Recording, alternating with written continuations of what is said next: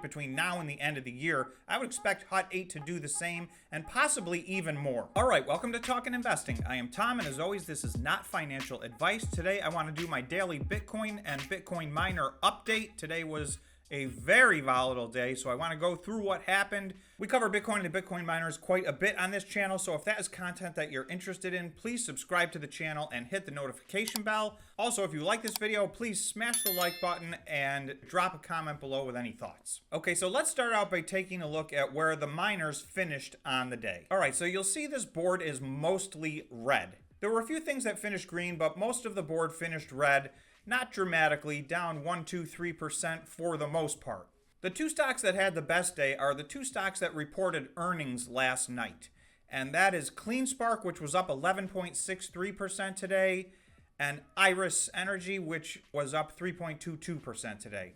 Now, actually, CleanSpark was up significantly more than this. CleanSpark at one point was up 25%. So CleanSpark reported very good earnings after the bell. They had a much better quarterly earnings call afterward, and the stock reacted extremely positively to that today. Even though there was a big push down at the end of the day, CleanSpark still ended up 11.63%. Iris didn't have quite that wild of a swing, but it was up a little bit all day today, and it finished in the green.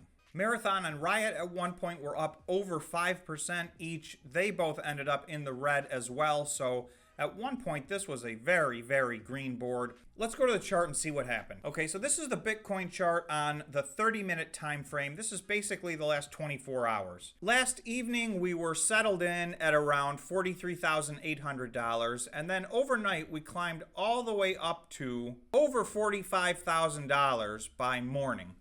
And then we went sideways for a bit, and then I stepped away for a cup of coffee. I came back 15 minutes later, and we were down 1,500 points. So this is just one 30-minute candle right here. This was from 8:30 to 9 in the morning. So if I switch to the 15 minutes, you'll see most of this happened very quickly right here in one 15-minute candle. Okay, so what happened here was the CPI data was released, and the stock market and the cryptos and everything basically immediately crashed. The numbers came in higher than expected. The market knee-jerk reacted to that very quickly, and everything immediately crashed. But you'll see Bitcoin and the market followed Bitcoin, but Bitcoin led.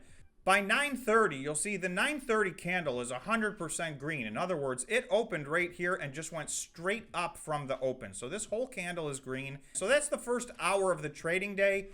Bitcoin retraced its steps all the way back to where it was right before they announced the CPI numbers. So this was an extremely volatile period. We went from a very red board to a green board, and then we kept climbing for several hours. So stocks just kept going up and up and up. And like I said, at one point, CleanSpark was up 25%.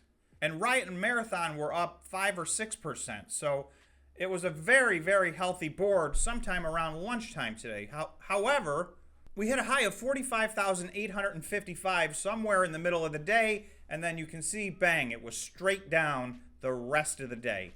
So the green trickled and disappeared and turned into red. So we're left with the board that you saw at the end of the day with most of the miners down on the day. And of course, Bitcoin is down on the day. And this green candle right here was the close of the equity markets yesterday. From the close yesterday to the close today, Bitcoin was down about 1.47%. So not a big deal, but it did finish lower today than it did yesterday. And you can see the miners were down on the day for the most part, but nothing dramatic. So a fairly proportionate response for the miners, in my opinion. The harder part about today was the absolute roller coaster ride that everybody was on. So if you turned your computer off today and you were doing something else and you just sat down at the end of the day, you were probably better off, because I'm going to zoom out to a bigger picture here on the charts. All right, this is the very same chart, but it's on the 4-hour time frame. So this allows us to see a little bit more data. So I'm going to go back to this date right here.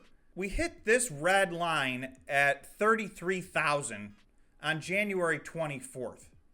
So really, that was just 2.5 weeks ago. We were at 33,000. We've been in a massive upward trend since then. So we had one little pullback right here for a day, and then we more than made up for it the next day, and we've been going up ever since. We have now run all the way up to what is a pretty strong line of support/resistance. This purple line at 45,700 provided extreme support for a period of time. We bounced off of this line 7 times before it finally failed in December. Once we went below it, we have not been back to it since until today. So we touched this line today. We actually went candlewicked a little bit above this line on the 4-hour time frame. And then you can see, as we saw on the close-up, we pulled back for the rest of the day. So right now we're at about 43,800, and we seem to be gravitating back to about 43,800, sometimes as low as 43,600. I just made a box. This is basically the last 4 days. So you can see we've been bouncing between this pink line at 42,400 and this purple line at 45,700.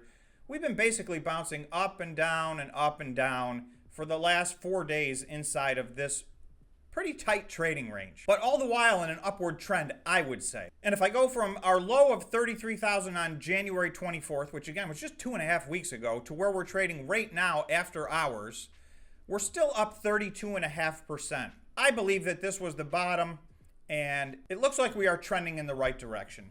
I went through several indicators a couple of days ago on the daily update that are longer term indicators, and they all seem to show that we exited our basically 3-month bear run, and we bottomed out at 33, and we're headed back in the right direction. So I still believe that. I think we're back into a bull run. So even in a bull run, there are ups and downs. Cryptocurrency has been even more volatile than normal recently. Having said that, we all know that cryptocurrency has a long history of being extremely volatile. All right, so this is HUT8, stock ticker HUT. I have a purple line here, and I have this on every single Bitcoin miner chart. This was the bottom at September. The Bitcoin miners bottomed out on that day. So you can see that was at about $7.70. So in January of this year, we actually fell below that and hit a new bottom down at $4.42. So that was a rather dramatic pullback. Once we broke through this line of support, you can see we really tumbled downward,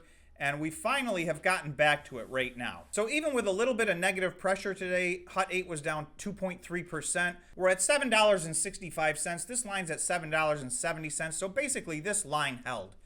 So that gives me a little bit of confidence in this as a line of support. In addition to that, Bitcoin itself is much higher than it was at this point on September 29th. So really, if HUT8 had just followed the same path as Bitcoin since then, it would really be closer to probably this line right here. So the miners did get beat up much more than Bitcoin did. Even though Bitcoin did have a rough run, the miners had it even worse. To put it in perspective, from January 24th until today, February 10th, so that's 2.5 weeks, HUT is up about 70%. So that is a monster run. So even though it's not back to where it should be, it is catching up, I believe, and I think it has some more catching up to do. So today was a rough day. If we have a couple of days that are downward pressure, I will probably consider adding to my HUT position. Again, this is not financial advice. I'm just telling you what I do, and I'm walking through the charts the way I look at them. You guys have to make your own buying decisions. Anyway, we see HUT8 has had a nice recovery, up 70%, but again, I think that's just the beginning. It's only now just back to where its previous low was at the end of September. So it still has another 111% of upside left to get back to its highs from November, and that was on November 8th, so that was 2 days before Bitcoin hit its all-time high of 69,000. If Bitcoin can get healthy and retest its highs on the year at some point between now and the end of the year, I would expect HUT8 to do the same and possibly even more. In addition to that, I would say it has another 20% of upside just to kind of get back to where it belongs, in my opinion. If the last 2.5 weeks have just been a fake out and we move back into a bear market, then none of this will stand up. But I don't believe that's the case. In my opinion, we bottomed out on January 24th, and we are in an upward trend. So if that trend continues in any meaningful way, I'm expecting this 20% to come quickly, and then for HUT to have a nice steady year the rest of the year. Cleanspark also bottomed out on January 24th, and then it double bottomed out on January 27th. So from that low until where we are right now, again, that's 72.9% upside in Cleanspark in just 2.5 weeks. So there have been massive gains. But again, I don't even think it's made up for lost time, because these stocks were beaten down to a point. Despite a 72% upside here in the last 2.5 weeks, I think there's more run left in this one. This blue line here is our September 29th line. So again, we're not even back to the blue line yet with CleanSpark. So we haven't even gotten back to what was our previous lows. So that's a bare minimum. And you can see we candle wicked and took a run at that today, but obviously Bitcoin pulled back all afternoon.